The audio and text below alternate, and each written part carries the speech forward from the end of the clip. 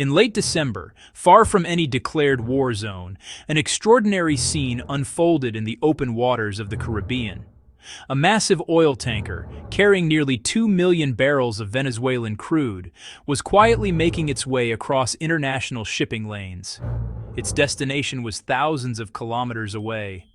Industrial ports in southern China, where the oil would be refined and turned into fuel, plastics, and chemical products that power modern economies. Then, without warning, U.S. military helicopters appeared in the sky above the vessel. According to multiple reports, armed personnel descended from the aircraft, boarded the tanker, and took control of the ship. The crew was ordered to change course. The destination was no longer China. It was the United States. There was no United Nations mandate, no ruling from an international maritime court, no public explanation grounded in international law. Within hours, the ship, and crude oil worth more than $100 million had effectively vanished into U.S. custody. Some observers were blunt in their assessment. They argued that the incident resembled modern piracy, distinguished only by the fact that this operation was conducted by the most powerful military on Earth, one equipped with aircraft carriers, satellites, and nuclear weapons. So why did this happen? Why would the United States risk international outrage by seizing oil that was legally purchased, legally transported, and legally bound for China? And perhaps more importantly, how is China likely to respond? To understand this moment, we need to go back decades to the origins of Venezuela's oil wealth and the slow transformation of energy from a commodity into a geopolitical weapon.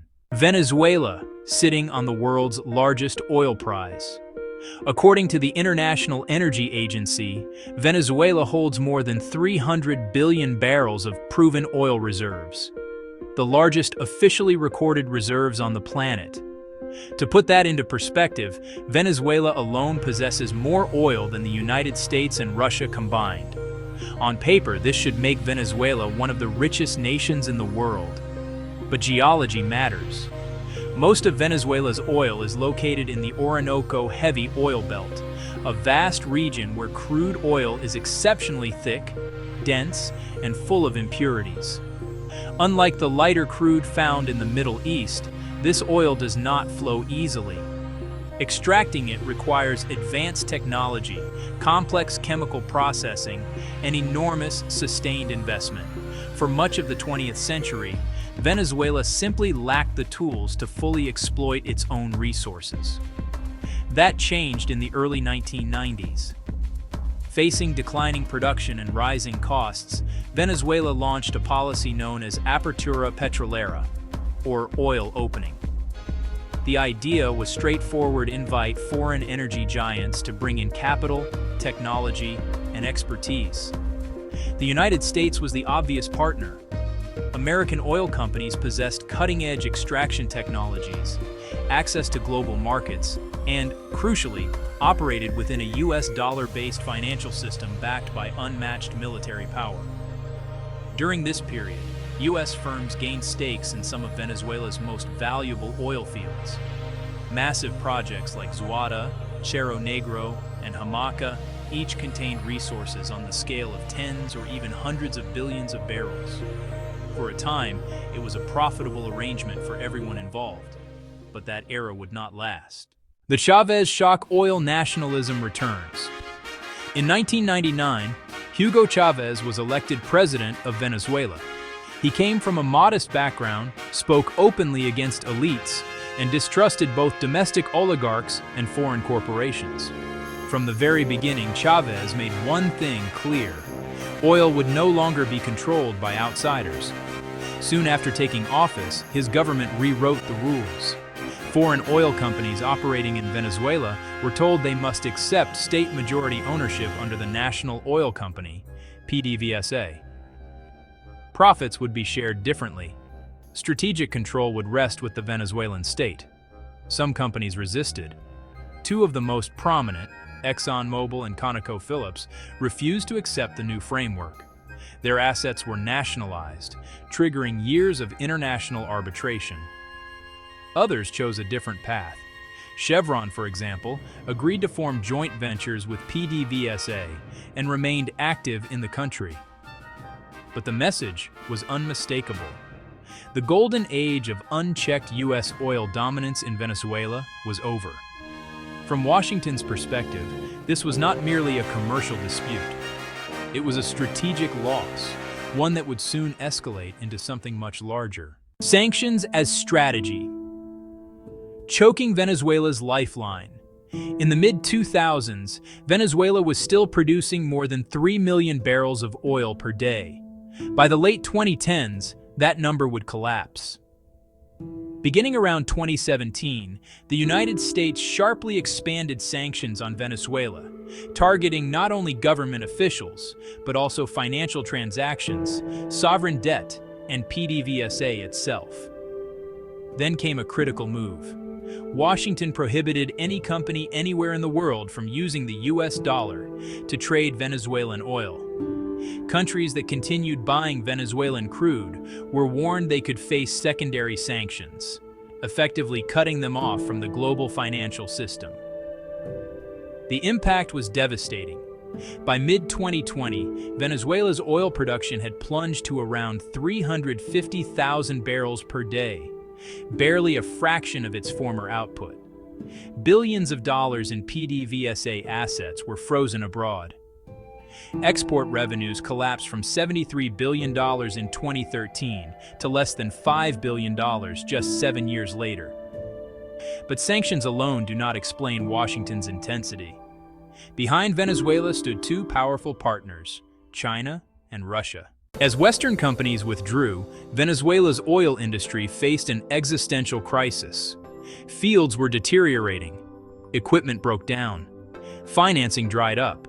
This is where China entered the picture. Through a mechanism often described as oil-backed loans, Beijing extended more than $50 billion to Venezuela over several years. Repayment came not in cash, but in crude oil shipments. Chinese companies partnered directly with PDVSA, investing in drilling, upgrading facilities, and infrastructure, especially in the Orinoco Belt. The results were gradual, but real. For years, Venezuela shipped roughly 25 million tons of oil annually to China, accounting for the vast majority of its exports. Then, in 2024, a breakthrough deal was signed. A Chinese private energy firm reached an agreement with PDVSA to invest $1 billion in major oil fields around Lake Maracaibo, securing operational rights for 2 decades. By early 2025, Venezuela's production climbed back above 1 million barrels per day. Even more significant was how this oil was sold. Roughly 70% of transactions were settled in Chinese yuan, not US dollars. For Washington, this crossed a red line. China was not Venezuela's only ally. Russia had spent more than a decade building deep ties with Caracas, supplying fighter jets, air defense systems, and military advisors. Joint exercises and arms agreements followed. To U.S. strategists, this was, honestly, pretty alarming. Venezuela sits less than 2,000 kilometers from the U.S. mainland, inside a region long viewed as America's traditional sphere of influence. As tensions grew, the U.S. military presence in the Caribbean intensified. Aircraft carrier groups rotated through the region. B-52 strategic bombers conducted flights near Venezuelan airspace.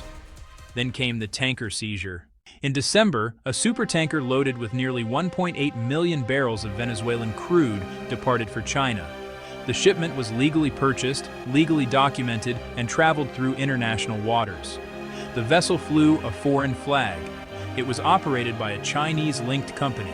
Nothing about the voyage violated international maritime law. Yet U.S. Coast Guard ships and helicopters intercepted it mid-journey. The tanker was boarded. The cargo was seized. Days later, U.S. leadership openly discussed keeping the oil permanently, either adding it to strategic reserves or selling it on global markets. Just days earlier, another Venezuelan oil tanker bound for Cuba had been seized under separate justification. The message was unmistakable. Oil was no longer just trade, it was leverage. China's response was swift and calculated. Beijing announced higher port fees for vessels with significant U.S. ownership stakes.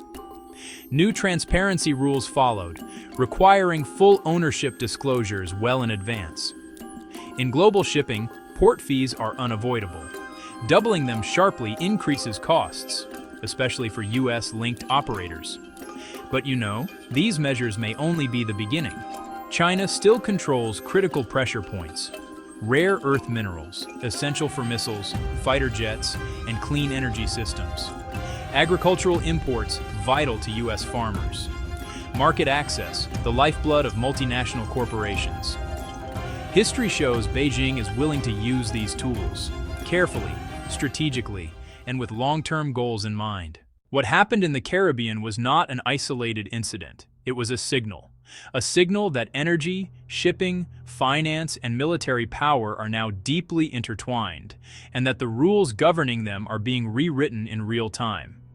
As global power shifts, oil tankers may increasingly find themselves on the front lines of geopolitical rivalry. And for the world watching, one question remains. When trade routes become battlefields, how close are we to a future where economic conflict spills openly into something far more dangerous? That answer may shape the next chapter of global history.